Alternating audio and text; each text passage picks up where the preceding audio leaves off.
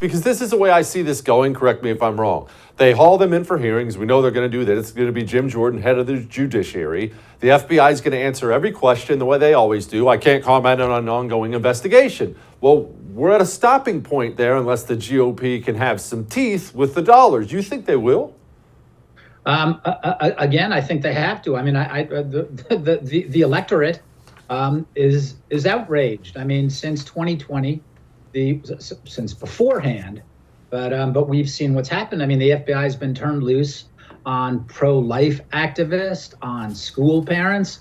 I think it's going to be I don't put it beyond certain Republican legislators, but it's going to be pretty hard nonetheless to make the case for this agency. Look, I think one of the important things to look at is what's happened before when we said we need to reform intelligence agencies. They're too important. We need to reform them. Well, if you look at the different things that have happened, starting with the Church Committee, you're going to hear an awful lot of people talking about the Church Committee.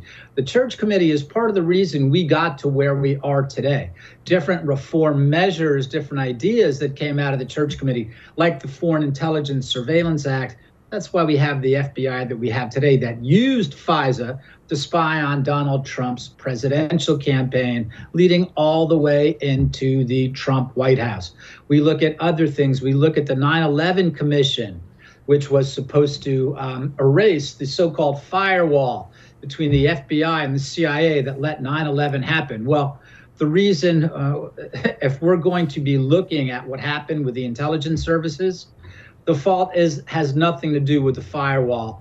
The problem is with the FBI and with the CIA itself. So any efforts to try to reform these agencies, in particular the FBI, will only further augment their power. The only way that I see this is forget about going after it like a church committee. This should be a successful lustration episode.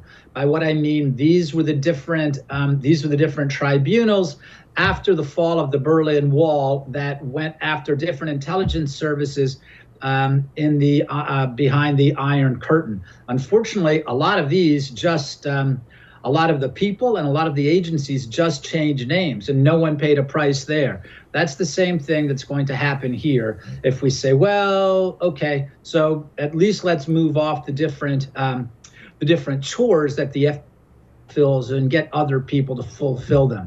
That's a problem as well. Lee, I'm glad you brought it up because it's something I don't talk about often. CIA. The FBI is not hard to find headlines on rating pro-lifers and the Donald Trump stuff and things like that, but people don't really realize the CIA is virtually in the same boat. Yeah. The late Angelo Codevilla, very important, very wonderful writer, terrific writer. Angelo Codevilla knew a lot about the intelligence services. He served on Senate staff in the 1970s, and his recommendation is that the CIA is a problem from the outset because it's an intelligence service without a specific mission. His case was that intelligence should be attached to specific missions, whether it's a military mission or a diplomatic mission. If you look at what General Michael Flynn tried to do when Donald Trump named him his first national security advisor, this was the direction that General Flynn wanted to go into. He recognized there is a need for intelligence, especially on the battlefield. And that's why he was keen to use this as a focus and to effectively downgrade the CIA and put more intelligence in the hands of people who knew what was going on, who were on the battlefield and who could use that intelligence and it could be recycled back to the battlefield. But absolutely, the CIA presents an enormous amount of problems as well for a constitutional republic. All right, Lee, let's cross our fingers. Thank you, my friend. Thank you, Jesse. Don't miss Jesse Kelly Breaks History, The Forgotten Genocide. The first episode of a new series available now exclusively for First TV supporters. Visit the First TV app or thefirsttv.com to subscribe and start watching today.